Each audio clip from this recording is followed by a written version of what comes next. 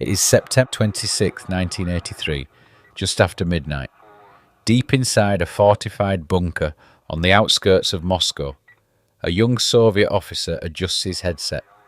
Fluorescent lights hum overhead. The room smells of stale coffee, cold metal, and the tension that never leaves. This is Serpukhov 15, a top-secret Soviet military facility. Nerve center of the USSR's early warning system. The people here don't sleep.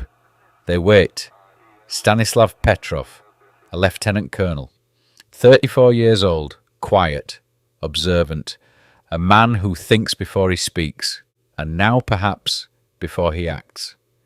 Suddenly a piercing alarm shatters the silence. A red light flashes on the main console. The system has detected a missile launch from the United States. One missile, then two, then three, 4, 5. The room freezes. Officers glance at each other. Phones ring. Fingers hover over switches and codes. Protocol says, this is it, a nuclear first strike. The USSR is under attack. The response must be swift, total, world-ending. Petrov's orders are clear. Verify the data, report it up the chain, and prepare for immediate retaliation. He stares at the screen, blinking, beeping. Calculated death on a monitor. The entire doctrine of mutual assured destruction hinges on moments like this. That's all anyone has. He knows the protocol. But something doesn't feel right. The pattern is off. The scale too small and the radar hasn't picked up anything. Just the satellite system, newly installed and not yet tested under real conditions. All eyes turn to Petrov. The weight of nations hangs on his next decision. The year is 1939, and Vladivostok sits at the edge of the Soviet Empire, a cold, wind-swept city perched on the coast of the Pacific Ocean, closer to Tokyo than to Moscow. This is the Far East, where Russia doesn't end so much as dissolve into grey sea and frozen forest. War is stirring in Europe, but here the tension is already thick in the salt air. The Japanese border lies just beyond the hills, and Stalin's Red Army watches it closely. Vladivostok is a garrison city, brutalist, functional, hardened by cold and paranoia. Trains groan through the city, ferrying troops, coal, steel. The streets echo with the crunch of boots, the rasp of military trucks, and the low rumble of warships patrolling the icy bay. And in the midst of this, in a modest Soviet flat surrounded by concrete and cold, a boy is born. Stanislav Yevgrafovich Petrov. His father is a celebrated pilot, a veteran of Stalin's new Air Force, often absent, often spoken about in proud tones. His mother stays behind to raise the children and work the factory floor, like so many Soviet women of the era, building both home and nation, with little praise and less rest. Petrov grows up in the shadow of war, in a city that breathes discipline. He is a quiet child, thin and thoughtful, not given to violence or bluster. He watches more than he speaks. At school, he's bright but never boastful, curious about machines, fascinated by logic, drawn to puzzles. He doesn't dream of flying like his father. He dreams of building things that work. Systems, structures, order in a world of chaos. By the late 1950s, that logical mind takes him to the Kyiv Higher Engineering Radio Technical College of the Soviet Air Forces, where he trains in the newest field of war, radar, satellites and electronic defense. He's not a careerist, not an ideologue, just a capable man doing a difficult job. Eventually that job takes him to Serpukhov 15, a classified bunker buried in the woods outside Moscow, invisible to maps and ignored by civilians. It's a nerve center for the Soviet Union's missile early warning system, a place where officers don't sleep, they wait for the signal, for the alarm, for the end. Petrov fits in quietly. He's not the loudest, not the toughest, but he's sharp, calm, analytical, the kind of officer who doesn't panic or blindly obey. By 1983, the Cold War isn't just cold, it's ice hard and cracking. For decades, the United States and the Soviet Union have been locked in a nuclear staring contest. But now, the tension is moving past words and war games. It's becoming personal, dangerous, nearly suicidal. Ronald Reagan is in the White House, former actor, proud anti-communist, and a man who doesn't mince his language.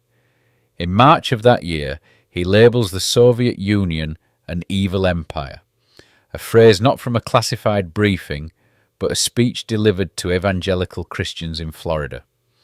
The words echo far louder than he perhaps intends.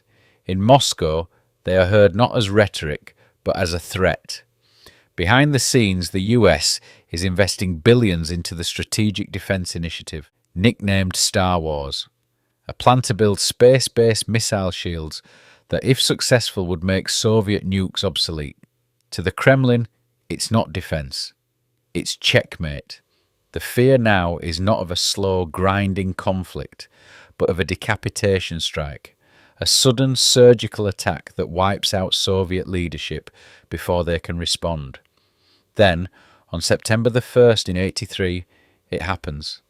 A Korean Airlines passenger jet takes off from New York bound for Seoul with 269 civilians on board, including an American congressman. But as it crosses over the North Pacific, it strays off course. Whether by navigation error or equipment failure, the plane drifts over Soviet airspace, specifically near Kamchatka, a heavily militarized zone housing sensitive installations and nuclear assets. The Soviets scramble fighter jets. They try to make contact. They see no response. And then they fire. A Sukhoi Su-15 interceptor launches a missile. The plane is struck. It crashes into the Sea of Japan. All 269 lives are lost. Men, women, children. Gone. The international response is swift and furious. The US calls it a massacre. Reagan calls it an act of barbarism. The Soviets, in turn, claim the flight was a deliberate spy mission, a provocation, perhaps even a dry run for a US first strike. Inside the Kremlin, the mood turns from defensive to paranoid. The Politburo, already suspicious, now begins to believe the unthinkable is imminent. Meanwhile, the Soviet early warning system, known as OKO, has just gone live. It's a satellite-based network meant to detect American launches within seconds, but it's new, untested, and fragile. Even its own operators don't fully trust it. The atmosphere inside bunkers like Serpukhov 15 is one of silent panic. Officers watch screens for patterns, for blips, for anything. The possibility of a nuclear war isn't distant anymore. It's flashing red, just waiting for someone to flinch. And just 3 weeks after the KL-007 disaster, Stanislav Petrov takes his seat at the monitoring desk. It's a routine shift, the same hum of machines, the same weight of duty, until the system shows 5 missiles rising from the United States and heading toward the Soviet Union. September 26, 1983, just past midnight. The world is quiet. But beneath a pine forest outside Moscow, inside a heavily guarded military facility known only to the highest levels of the Soviet command, the world is anything but still. This is where the USSR watches the skies and waits for the first sign of Armageddon. On this night, Lieutenant Colonel Stanislav Petrov takes his place at the duty officer's desk. He's calm, precise, methodical. His uniform is crisp but not immaculate. His eyes are tired, not from laziness but from the weight of responsibility. It's a routine shift, or it should be. The air in the bunker is stale. Fluorescent lights buzz. Machines hum in steady rhythm. Other officers speak in clipped tones. Reports, readouts, quiet protocol. Nothing unusual. 14 minutes past midnight. A klaxon blares, a red light flashes. A warning message appears on the screen. Missile launch detected. United States, 1 incoming. The room goes still. Eyes turn to the main monitor. A satellite, part of the Soviet OKO system newly launched, reports the unthinkable. A US intercontinental ballistic missile launched from a base across the Atlantic. Petrov doesn't flinch. He's trained for this.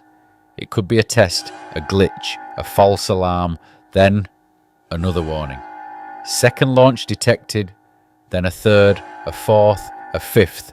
In under a minute, 5 American missiles are reported to be in the air, heading straight for Soviet targets. There's no time to call for deliberation, no time to analyse. The USSR's entire nuclear strategy is built on speed. If America strikes first, Moscow has to respond immediately or lose the ability to respond at all. This is the nightmare scenario, a decapitation strike. Take out Soviet leadership, launch sites, communication, then silence. No missiles land, no bombs fall, nothing happens, because there were no missiles. Petrov leans forward, eyes scanning the data. 5 missiles. That's what the satellite system claims. 5 American ICBMs launched from the continental United States, arcing across the night sky towards Soviet soil. But something doesn't sit right. A full nuclear first strike would mean hundreds of warheads, not 5. America doesn't do half measures. The math doesn't add up. If this is the beginning of the end, why hold back? Then there's the silence from ground-based radar. No confirmation. Nothing lighting up on the screens from Siberia to the Arctic. Just the satellites. Just the new system. The one no one fully trusts yet. Petrov knows the Oko satellite array is fresh out of the box, rushed into service, built under pressure, a product of Soviet ambition and paranoia, impressive on paper, fallible in practice, and tonight it might be seeing things. He makes his call. It's a false alarm, he says. Not a guess. A judgment, a human override. He trusts himself more than he trusts the machine, and he's right. Later, the investigation reveals the truth. No missiles were launched. What triggered the system was a rare cosmic coincidence. Sunlight bouncing off high-altitude clouds directly into the infrared sensors of a Soviet satellite. The system interpreted the intense light signature as heat from missile exhaust. The computers saw an attack. The protocols said, retaliate. But one man saw a flaw. A quirk of the atmosphere nearly sparked nuclear war. But a calm voice in a cold bunker pressed pause and chose not to end the world over a trick of the light. There are no parades, no medals, no speeches. Stanislav Petrov doesn't go home to applause. In fact, for days almost nothing happens at all. The official line is silence. The incident is buried under layers of classification. Inside the military, the response is awkward. Privately, some of his superiors acknowledge what he did. They understand that if he had followed protocol, the world might now be ash and dust. They're grateful, but carefully, quietly. He's reprimanded, not for hesitation, not for disobedience, but for a clerical error. He failed to properly log the incident in the official format. In the Soviet system, even saving the world doesn't excuse sloppy paperwork. His career stalls. He never gets the promotion, never climbs the ranks. Eventually he retires early, quietly stepping away from the military. He lives out the rest of his life in a modest apartment near Moscow. No driver, no bodyguards, just a man with a garden, a love of painting, and a tendency to speak only when asked. He never calls himself a hero. When pressed, he simply shrugs and says, I was just doing my job. For 15 years, the world knows nothing. The moment, the narrow escape, is hidden behind Soviet secrecy. No headlines, no films, just the silence of the Cold War's close calls. It isn't until 1998, after the fall of the USSR, that the incident is declassified. A retired Soviet general mentions it in an interview. Historians follow the thread, and the story of Stanislav Petrov, the man who may have saved the world by doing nothing, finally sees the light. But by then, he's already faded from public life, alone, aging, and largely forgotten. The man who stopped the end of the world and didn't tell anyone. When the story finally breaks quietly in the late 1990s, there's no global outcry, no parades or fireworks, just a slow ripple through military historians, Cold War scholars. Over time, the world begins to take notice. Petrov is invited to the United Nations in New York.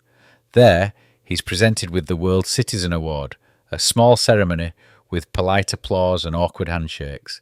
He doesn't enjoy the spotlight. He never really wanted it. In interviews, he downplays everything. "I just did what any person would do," he says, but deep down, he knows not everyone would have made the same choice. In 2013, his story is retold in a feature-length documentary, The Man Who Saved the World. He appears in it himself, reluctantly. His lined face and tired eyes are stark contrast to the youthful soldier he once was. The film gains critical acclaim, but still, Petrov remains largely unknown, a footnote in the shadow of Armageddon. When he dies in 2017, the world barely notices. There are no global tributes, no state funeral, a few obituaries run online, a tweet here, a comment there, mostly silence. But somewhere, a small circle of people, soldiers, scientists, diplomats and dreamers, nod quietly and say, "We owe him everything." Stanislav Petrov never saw himself as a hero. He had no cape, no battlefield, no grand speech. He didn't charge into the fire. He simply refused to start one. He didn't act out of glory or ideology. He acted out of instinct, doubt, and maybe that's what makes his story so powerful. In a world increasingly run by systems, data, protocols, here was a moment where everything depended on a person. A single man, in a bunker, staring at a blinking red light, one breath, one pause, one decision. His story forces us to ask, how close have we really come? How many other Petrovs never made the right call? And why is it that the future of humanity can hang on someone so unknown, so underpaid, so utterly ordinary? Petrov didn't press the button. He didn't believe the machine. He chose not to obey blindly, and in doing so, he reminds us that courage isn't always loud. Sometimes it's quiet. Sometimes it sits alone in a room, trusting its gut, saying no, not yet.